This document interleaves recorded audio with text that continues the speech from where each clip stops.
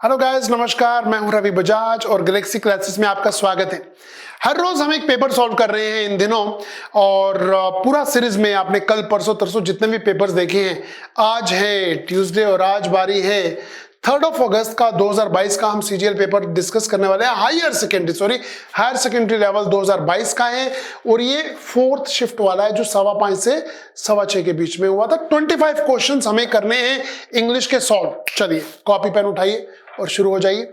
जानते हैं सबसे पहले हमारे पास क्या है, देखिए जी। सबसे पहले हमारे पास एक क्वेश्चन आता है, this is about reported speech. Direct दिया हुआ है, इनडायरेक्ट स्पीच का हमें पता लगाना है। कह रहे Raman said let us enjoy some snacks. क्या करें जी, यहां पेन ले लेते हैं पहले हम।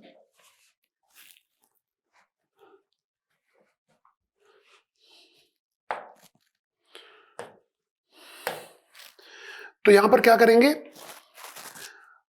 Raman said let us enjoy, आओ एंजॉय करें। इसके लिए हमें करना चाहिए सेड दे विल एंजॉय, गलत। प्रपोज मुझे सही लग रहा है बट बाकी पढ़ लेते हैं। सजेस्टेड दैट दे, लेट नहीं आएगा इसलिए सी भी गलत, दैट लेट नहीं आएगा ये भी गलत। B is the correct answer. क्या बनेगा, Raman propose that they should enjoy some snacks. जब भी लेट वाला आता है, लेट दो तरह के होते हैं, एक प्रपोजल और सजेशन वाला होता है और एक होता है मुझे काम करने दो। तो यहां प्रपोज्ड के साथ that they should enjoy some snacks बिल्कुल सही आंसर है। अगर आपने रिपोर्टेड स्पीच पढ़ी हुई है तो अच्छी बात है, नहीं पढ़ी है तो इस एग्जाम के लिए रिपोर्टेड स्पीच और एक्टिव पैसिव की अलग से वेटेज है, छोड़िएगा मत। आइए जी आगे बढ़ते हैं। It's question number 2, incorrectly spelled word बताना है। इमेजिनेशन की स्पेलिंग है बिल्कुल सही दी हुई है, एडवोकेट भी सही है, लाइब्रेरी भी सही है, कैपेसिटी में दिक्कत है, ये गलत है। आंसर क्या होगा, CAPACITY। तो कैपेसिटी में हमारा ए करेक्ट आंसर है क्योंकि हमसे पूछा गया था इनकरेक्टली स्पेल्ड वर्ड कौन सा है, हमने बता दिया है। आइए जानते हैं what is it. Question number 3, यहां पर हमसे पूछा गया है ABCD sentence arrangement. ABCD 4 option है, हमें देखकर बताना होगा कि सही आंसर कौन सा है। जब आप ये पढ़ेंगे तो सबसे पहले हमें क्या पता लगाना है, पहले वाला कौन सा है। पहले वाला तो मुझे लग रहा है नो सी से शुरू होना चाहिए। अरे वाह, चारों ही सी से शुरू हो रहे हैं। फिर सी के बाद क्या आएगा, A, B या D। There was hardly a pair of boots। A, C के he had a tiny room। C के बाद आएगा A। C के बाद एक किस में आ रहा है, एक इसमें आ रहा है और एक इसमें। तो बच्चों आपका आंसर या A में है या D में है, आगे देखिए जी। फिर D आएगा या B आएगा, फिर आएगा D और फिर आएगा B। आपका सही आंसर है A ऑप्शन, इसे पढ़ लीजिएगा। फाइन, तो करेक्ट आंसर थर्ड का A ऑप्शन। आइए जानते हैं 4th one. Sunny's parents said to her, do not take anything from strangers। हमें इसका रिपोर्टेड स्पीच में इनडायरेक्ट स्पीच में कन्वर्ट करना है। क्या बनाए जी, asked her do not। भाई do not तो नहीं आना चाहिए, इनडायरेक्ट स्पीच में डू नॉट नहीं आता, डिड नॉट आता है ना। Okay, said to her that do not, यहां भी डू नॉट आ रहा है, गलत। Adviser not to take anything from strangers, told to her, told to भी नहीं होता, C is the correct answer. C बिल्कुल सही है क्योंकि Sunny's parents advised her not to take anything from strangers. अजनबियों से कुछ लेकर मत खाना, ये सनी के पेरेंट्स ने उसे कहा था। ओके चलिए 5th, I asked two people the way to Diana's house, but no one of them knew it। जब दो लोगों से उसने पूछा और उन्हें उसका रास्ता नहीं पता था तो सही आंसर क्या होगा, whether either of them, no, negative है भाई। If none, गलत। That no one, गलत। Neither of them is the correct answer। Neither हम कब यूज करते हैं, जब दो में से कोई नहीं, और either कब यूज करते हैं, जब दो में से एक। तो यहां पर कह रहा है उनमें से किसी को नहीं पता था, but no one of them knew it, उनमें से किसी को नहीं पता था। D is the right option. बच्चों पेपर इजी होता है, बस आपको पढ़ाई करके जाना है, फिर कोई दिक्कत नहीं होगी। अब देखिए हमसे एक एंटोनिम पूछा जा रहा है। एंटोनिम पूछ रहा है फ्रेल का। फ्रेल का एग्जैक्ट मीनिंग होता है वीक, वीक। और यहां पर इसका जो एंटोनिम है ब्रिटल, तो इसका सिनोनिम हो गया हॉरिबल, डरावना हो गया, प्रिकेरियस, रिस्की होता है। Stout is the correct answer, B, stout is the correct answer. Okay, now 7th, he appealed to the laws of the land to vindicate from his residents. So vindicate के लिए हमसे पूछा जा रहा है most appropriate meaning कौन सा बैठेगा यहां, तो हम बोलेंगे जी लकी नंबर 7 पूछा है तो प्रूफ तो नहीं होगा। Assess, banish, exonerate is the correct answer. माफ कर देना, हटा देना, आजाद कर देना, exonerate is the correct answer. तो यहां पर बी ऑप्शन बिल्कुल सही आंसर है। अच्छा, अब देखिए 8th करेक्ट आंसर क्या होगा। यहां कह रहे हैं I try to phone you in the meeting. ये जो अंडरलाइन पार्ट है ना, हमसे पूछा गया है चारों में से कौन सा सही प्रेपोजिशन के साथ यहां फिट बैठ रहा है। At the meeting, during the meeting, in meeting या नो सब्स्टिट्यूशन रिक्वायर्ड। मतलब इन द मीटिंग सही है क्या? जी नहीं, मीटिंग के चलते तो आप ड्यूरिंग द मीटिंग यूज करेंगे। आपकी बी ऑप्शन बिल्कुल सही है यहां पर। तो बी ऑप्शन 8 का सही आंसर है बच्चों। एंड बी ऑप्शन कहती है B positive. Fine. She said that she had already eaten her dinner. तो भाई इसका अब आपको बनाना है इनडायरेक्ट। इनडायरेक्ट दिया हुआ है, डायरेक्ट ढूंढना है आपको, है ना।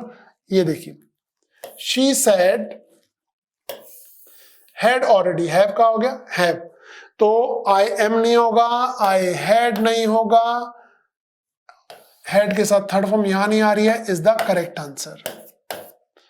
सी हमारा बिल्कुल सही है। She said I have already eaten my dinner is the correct answer. तो आपका सही आंसर है सी। चलिए जी, क्वेश्चन नंबर 10 को भी देखिए जरा। The magazine teaches parents how to behave towards children. देखिए कितना सिंपल है, टू के बाद फर्स्ट फॉर्म आनी चाहिए और यहां बिहेव्स कर रहा है जो कि गलत है। हाउ शुड बिहेव गलत, हाउ विल बिहेव गलत, हाउ टू बिहेविंग गलत, how to behave is correct. How to behave towards children ये करेक्ट आंसर है। कह रहा है वो मैगजीन पढ़ाती है, टीच करती है पेरेंट्स को कि कैसे बच्चों के साथ बिहेव करना है, is the correct answer. 11th, what makes you nervous before exam. इसका आपको बनाना है पैसिव वॉइस। भाई ये प्रेजेंट इंडेफिनिट में दिया हुआ है व्हाट मेक्स यू, यानी कि प्रेजेंट इंडेफिनिट का जब पैसिव वॉइस बनाते हैं तो is am are third form आना चाहिए। आइए चेक करते हैं किस में आ रहा है। इज एम आर तो आ रहा है बट थर्ड फॉर्म नहीं आ रही, ये तो गलत है। ये डू आ गया, गलत। What are you, by what are you made, how is, C is the right option. By what are you made nervous before exam is the correct answer here. Okay. Now 12th. His grandfather always laughs like a drain. ये एक idiom हमसे पूछा गया है और हमें कहा गया है बताओ जी इनमें से कौन सा सही आंसर है। Laugh bitterly, laugh fearfully, laugh silently या laugh loudly. Laugh loudly is the correct answer. To laugh like a horse भी कहते हैं, इसके लिए ईडियम यूज होता है, याद रखिएगा। ओके, नाउ 13 नंबर को देखिए बच्चों।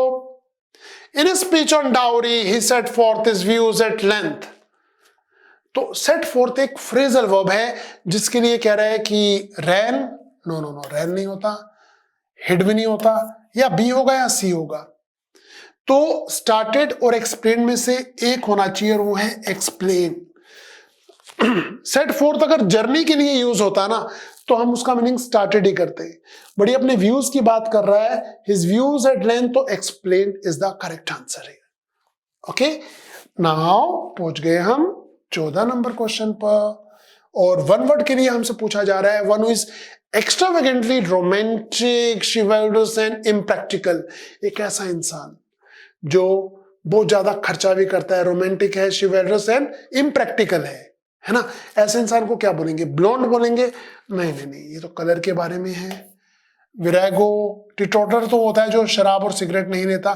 Quixotic is the correct answer, is quixotic is the correct answer. तो वन वर्ड अगर आपने पढ़ा है क्विक्सोटिक इसका सही ऑप्शन है यहां पर। And 15. This is one of the beautiful places in the area. यहां पर 4 ऑप्शन दी गई हैं, हमें बताना है सही ऑप्शन ग्रामेटिकली करेक्ट कौन सी है। यहां से शुरू करते हैं। This is a beautiful place in the area, no. This is one of the beautiful places in the area, हो सकता था, नहीं। This is one of the more beautiful, comparison तो हो ही नहीं रहा। This is one of the most beautiful places in the area is absolutely fine. One of the, फिर आपने लगा दी सुपरलेटिव डिग्री, यही हमें चाहिए थी। Most beautiful places in the area is correct English. Okay, अब आ गया हमारे सामने क्लोज टेस्ट। आइए इस क्लोज टेस्ट को मिलकर सॉल्व करते हैं। आप चाहें तो कमेंट में इसका आंसर भी कर सकते हैं। Thousands of persons must dash the same thing to her since.